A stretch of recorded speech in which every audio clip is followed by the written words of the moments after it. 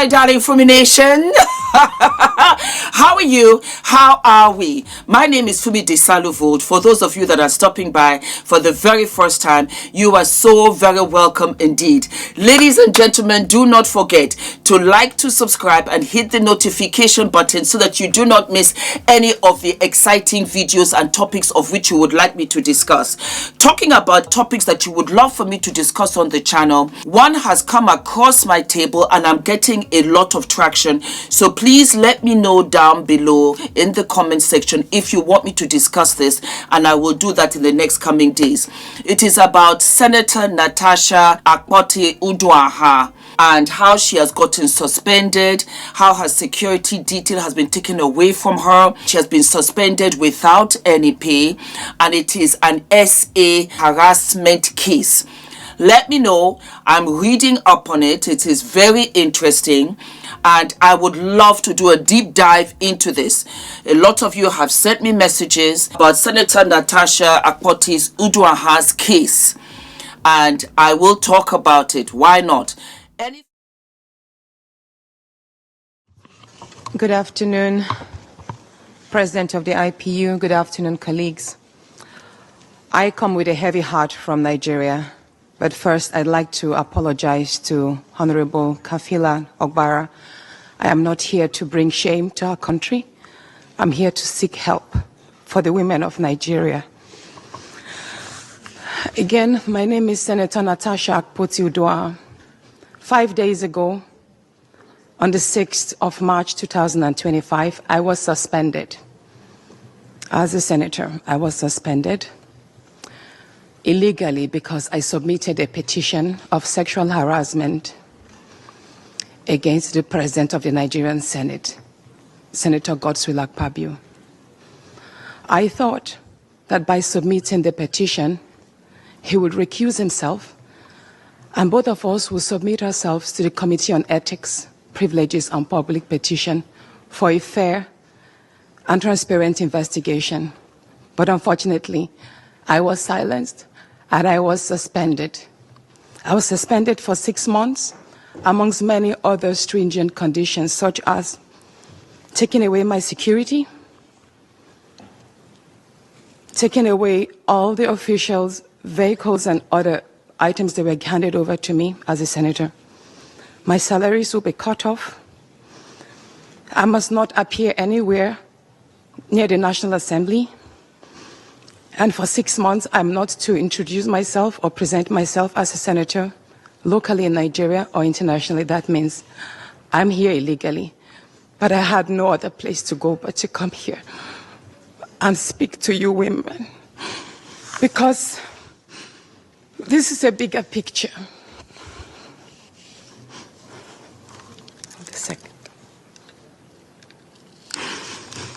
This is a bigger picture. It depicts the crisis of women political representation.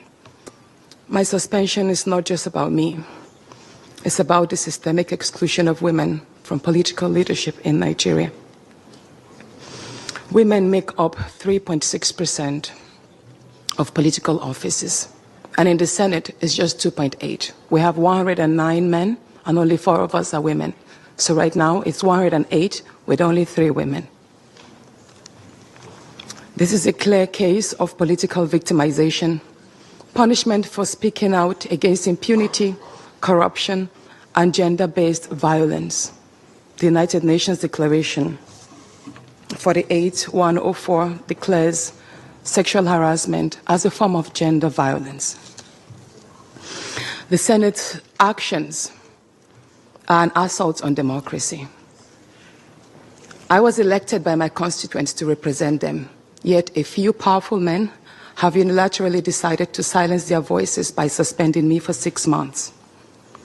My call for an open and transparent investigation into harassment allegations have been met with hostility instead of accountability. If a female senator can be treated this way in the full view of the world, imagine what ordinary Nigerian women will go through every day in workplaces, in universities, and other aspects of our society. A culture of harassment and silencing must end. And this is not just a Nigerian issue. It is a global one. Women in politics, media, and businesses face threats, intimidation, and violence for simply demanding fairness. From sex for grades scandals in universities to harassment in workplaces and political spaces, Nigerian women have constantly been forced into silence. We need stronger legal protections and a zero culture tolerance for gender-based discrimination and intimidation. My call to the international community is such that the world must not stay silent as democracy and women's rights are rolled back in Nigeria. I call on human rights organizations, women movements, and democratic institutions to hold the Nigerian Senate accountable. Nigeria needs global partners to push for women's political inclusion, safety, and protection from political harassment. You may ask, what are my next steps? I will resist the political intimidation.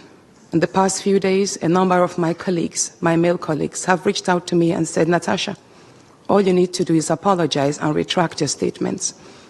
And I told them I am not going to apologize. I will not apologize for my truth.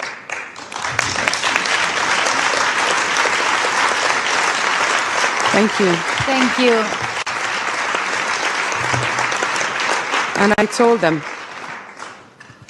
that I will stand the 6-month suspension, and the very first day I return, I will represent my petition on sexual harassment.